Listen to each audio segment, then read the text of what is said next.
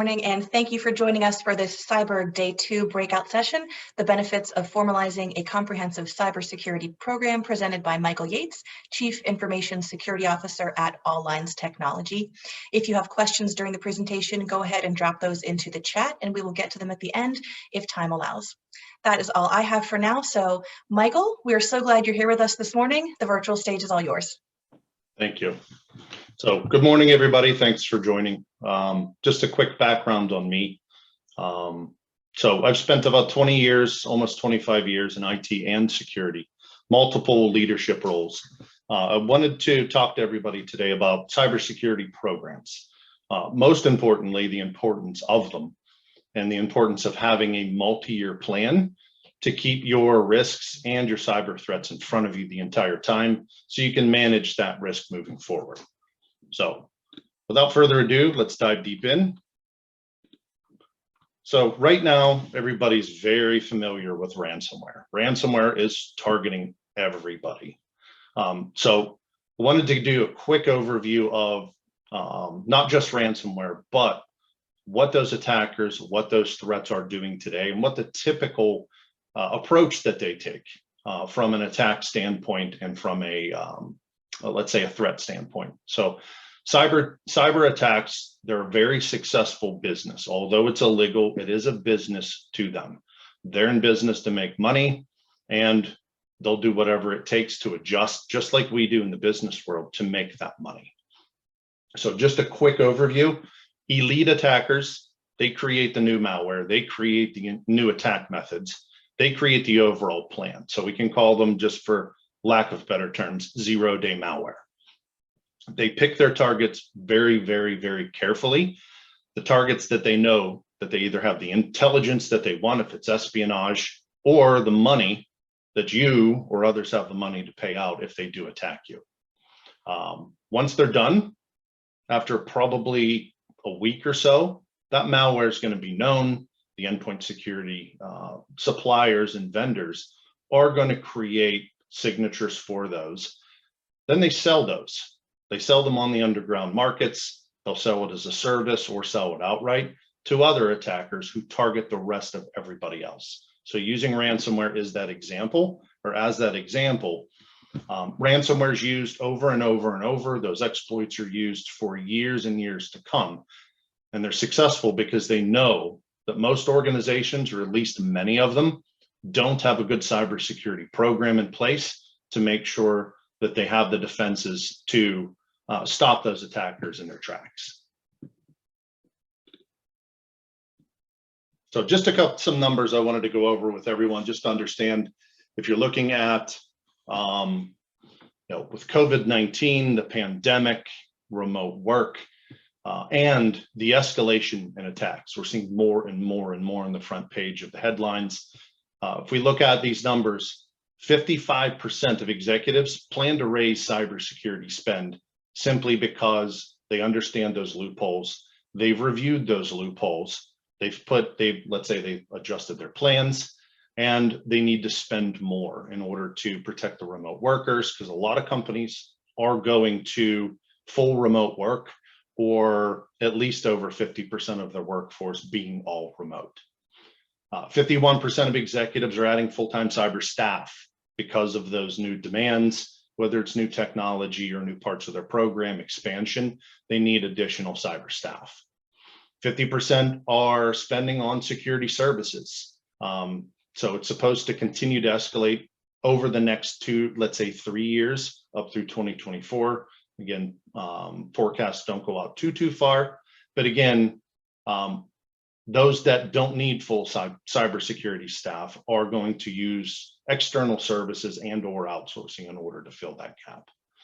So when we have a 15% year-over-year cybercrime cost growth. So at the end of the day, ransomware is still a fantastic example. The cost of paying out, or the cost of the damages that occur from ransomware, we're going to see, at least at this point, I think the number is probably going to go higher, but it's sitting at 15%. And then just an overall aggregate of security spend is 12%.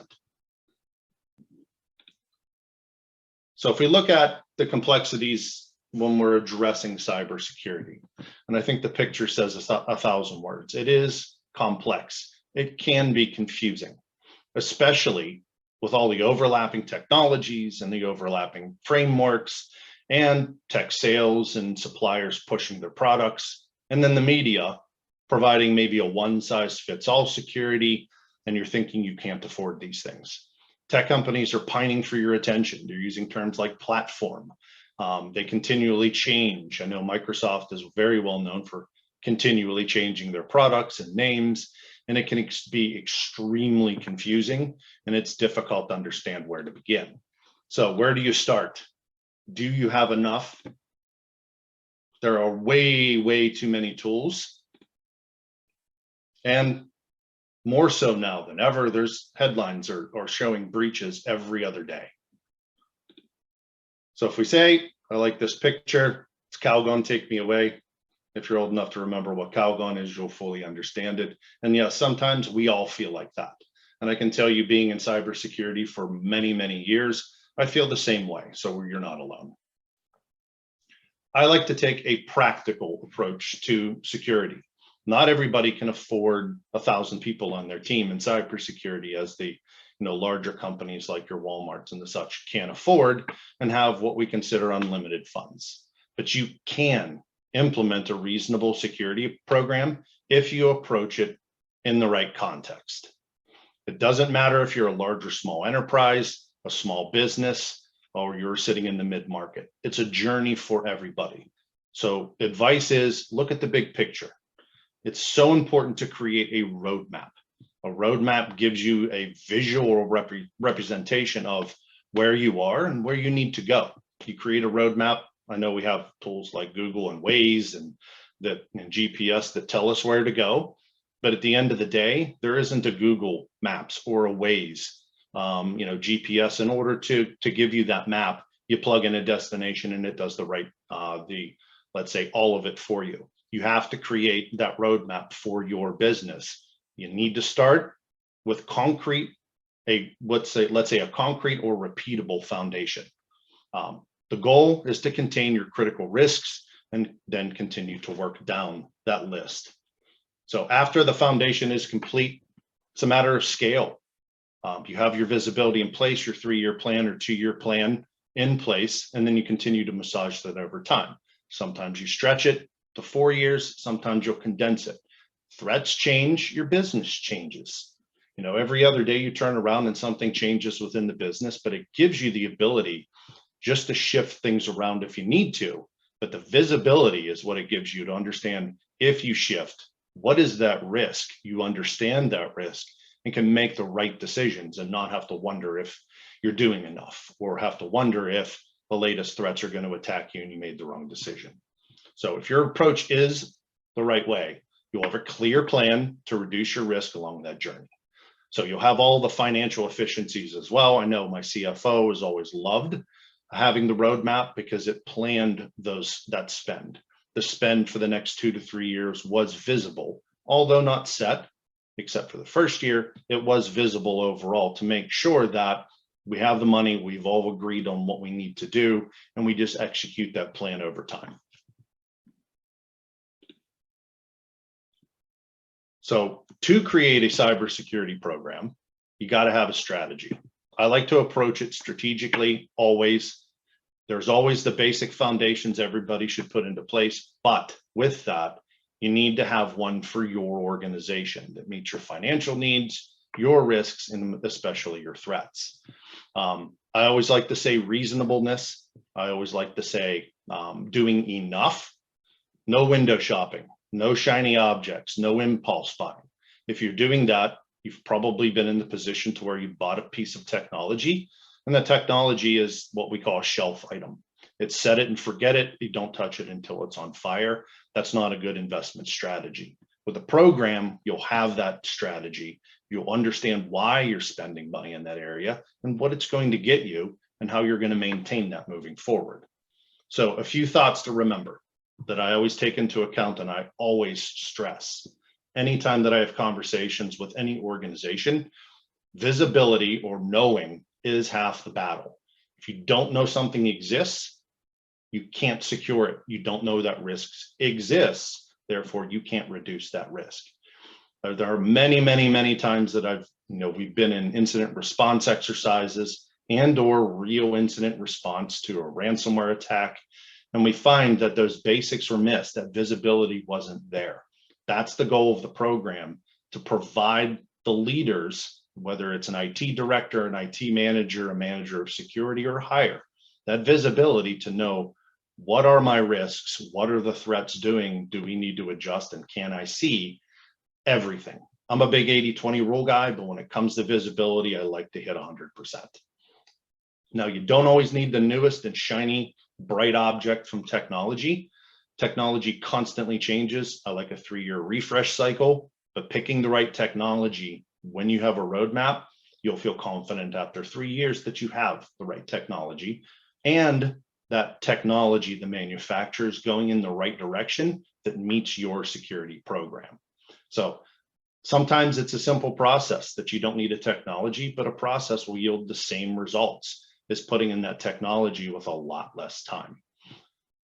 Advice on documentation. Documentation is nice only if it provides value. If you've ever looked at a lot of the frameworks, they talk about document this and document that.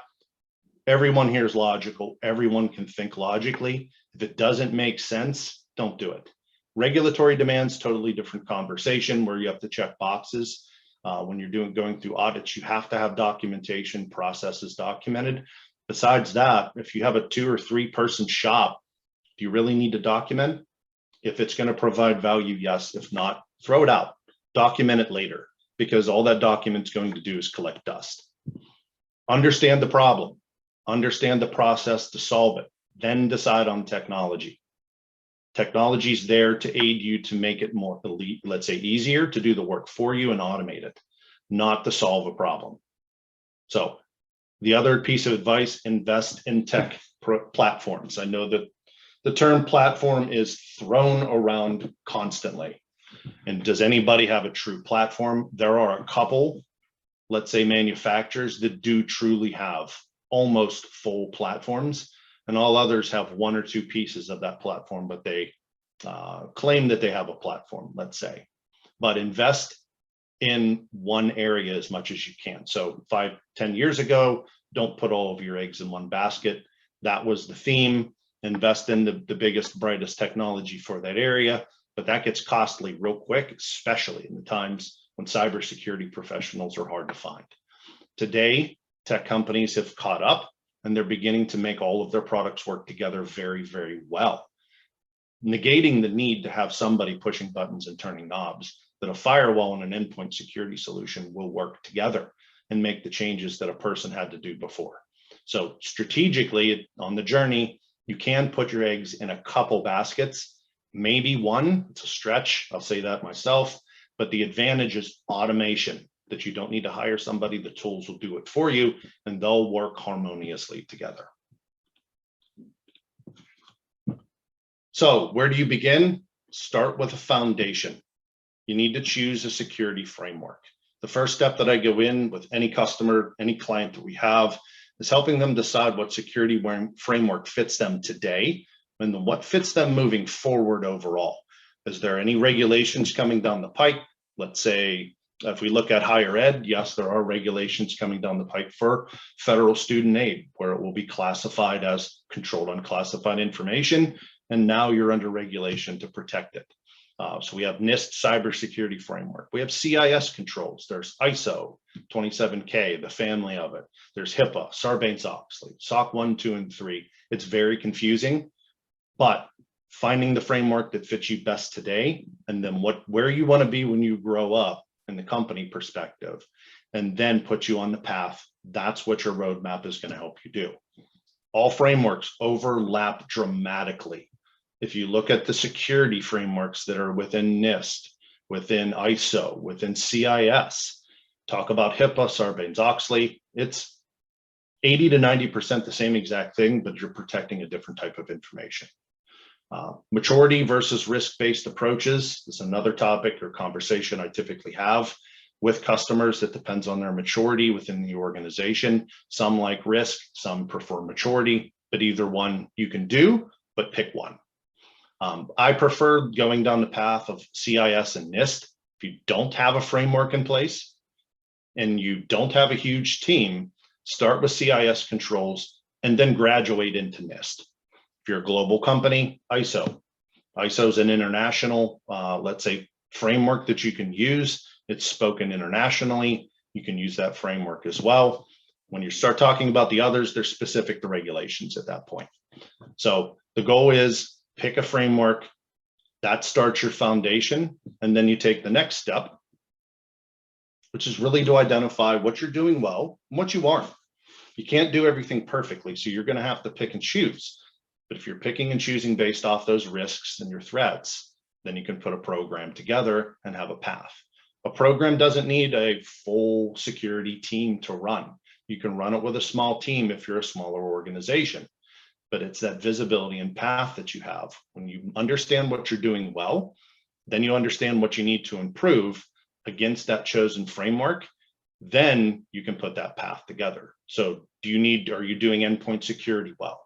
Do you have a great network design with some segmentation in place? Are you protecting what matters most? Do you really have the visibility to what is business critical from a technology perspective, where your critical data is, where your sensitive data is? Maybe you need to improve vulnerability management. Maybe you need to improve patching. Maybe you need to improve security awareness training and testing, which is very important. Incident response, incident recovery, all of these are covered in these frameworks, and you can understand where your gaps are and put you on a path to fill those gaps. But I'll always stress, don't forget about your strengths. If you're doing it well, make sure you can maintain doing that well if that's your choice. Well, other piece of advice is security controls are commonly misinterpreted. The majority of organizations that I've worked with in the past or worked for in the past, when you understand what the security control really means, most of the time they misinterpret it. And when they get into an audit situation, they didn't know what was coming, or they didn't reduce their risk effectively. It was a checkbox exercise. So misinterpreting the rules, seek a professional to help. We go into our clients and we help them interpret the rules and also find the most efficient path to close that gap, to build that and improve that into an actual strength moving forward. Sometimes you don't need this shiny technology to fill the gap. You really understand how many people it takes to run that technology. Is it worth that time? These are the conversations that we dig into with our clients to make sure that they are making the right choices. So when they speak to their leadership teams, the CEO, the CFO, they're very confident in what they're speaking of and why they need these things.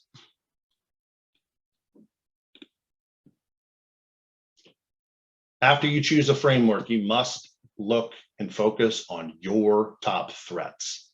The threats change, not dramatically, but again, ransomware 2 years ago was, oh yeah, it's there. Today, it's a scare.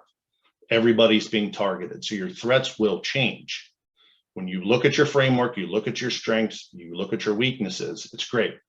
But what do? What order do you put those strengths and weaknesses in? What do you improve first? Your threats are the first thing that you need to use in order to understand, what do I need to move up the chain?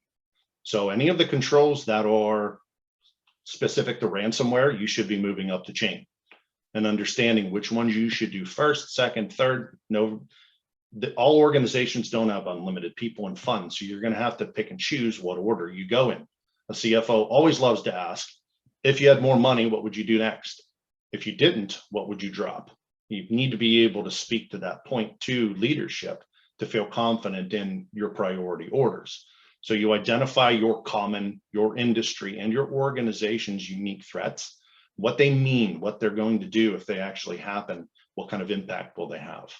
Again, a hammer on ransomware is attacking everybody, but the elite attackers are going after personal data. They're going after healthcare information because they know those organizations will pay out, because there are sanctions, there are fines that come with leakage of that data. I use Verizon, I use Ponemon, I use all of those reports, and NISA, which sits in the European Union. All of them do overlap, but all of them give you more than enough information to understand what you should focus on from a threat perspective. Knowing your threats will change exactly how, sorry, went a little bit fast. Please don't pay attention to that. Knowing your threats will change how you interpret the controls, and most importantly, prioritize your improvements and your strengths. So once you have your strengths, your weaknesses, your threats, create a high-level plan. Put the initiatives together, put the roadmap together. Again, prioritizing them based on your threats. Once you have the improvement list, you create a high-level plan. The roadmaps for visual purposes, it's great for speaking to leadership. Prioritize them based on your risks, your budget, all of your organization's unique needs. The roadmap should have a maximum of 3 years or less to improve. If you stretch it out too far, you're not going to reduce your risks fast enough. And it's a living roadmap. It's a living plan. Year over year, at the very least, it'll change. Not dramatically, but it will. And then you reassess it every year to make sure you're still on track. If you need to make adjustments, have threats change, so on and so forth. And you take those into account and adjust your roadmap. I can't stress this enough. That's why I said it 3 times in the slide deck. Measure, measure, measure. If it's worth spending the time and money, the investment, measure it. Measuring it is the key to make sure that you maintain it. Your strengths stay strong, that you don't forget about them. Again, I'll roll back to incident response and breaches that have occurred. You read them in the headlines. If you read down further, you find out the organization didn't do something basic. Probably wasn't because they didn't have it in place. They didn't make sure it stayed in place. They didn't make sure it covered everything that they needed to cover. Whether they expanded, if they expanded from an acquisition perspective, they lost track of it. That visibility is key in measuring it and make sure it stays in place. As you turn weaknesses into strengths, put measurements in place. We always provide key metrics and measurements that you can do that are very simple. Does take time to do, but once you have it, you have that task licked month over month, week over week, maybe quarter over quarter. It's a very simple process that gives you some critical visibility. The majority of incidents, again, were because people aren't measuring, they aren't paying attention to exactly what they have in place and to make sure it stays in place. So at the end, what does this all mean? I love this slide. Sorry, I had to put it in. So just to wrap up, I like, again, take a practical approach. Use the word reasonable. I stress it. Reasonable security doesn't mean nth level. If I had $1 for every time I've walked into an organization that wants to do nth level security, it is unachievable. You cannot do, let's say, nth level security and take everything to the max. Keep it reasonable. What's reasonable? In your strategy, know your threats, assess them, use them in your decision-making, your prioritization. Adopt a framework, follow a framework that is designed for the latest and greatest. CIS controls are a great start. Once you have your strengths and weaknesses, prioritize them in reasonable initiatives. Create a multi-year roadmap. Visuals always work for me, shapes and colors, I love them. Measure, measure, measure to maintain your strengths, and then turn your weaknesses into strengths and measure those as well.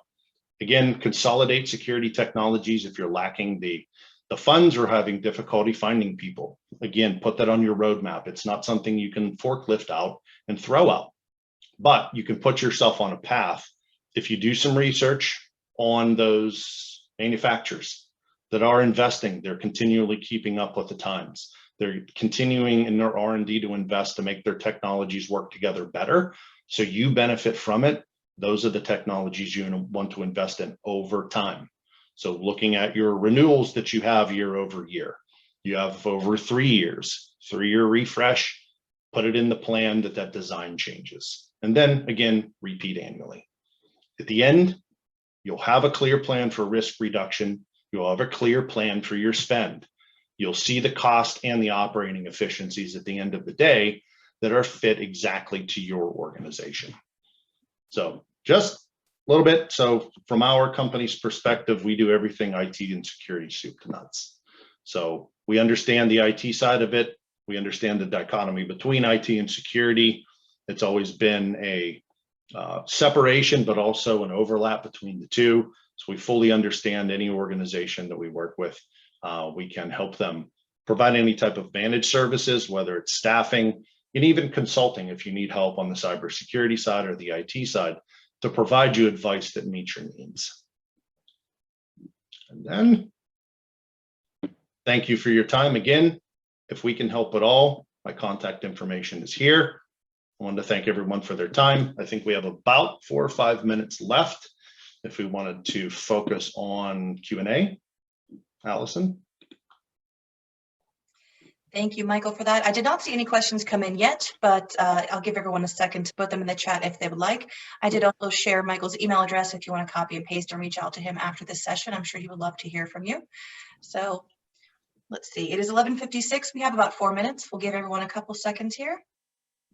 But if there are no questions. Yeah, and feel free to reach out to me. Again, I'm not going to pressure. I'm not in sales. I'm focused on security. I'm focused on you. We're focused on what is best for you. And I'll always tell you, I'll be brutally honest with you. If you don't need something, and even if we sell it or provide it, I'll tell you, you don't need it. At the end of the day, the value, your return on investment is the most important. That trust is the most important. So at the end of the day, if you don't see a return on investment, then we didn't do our job.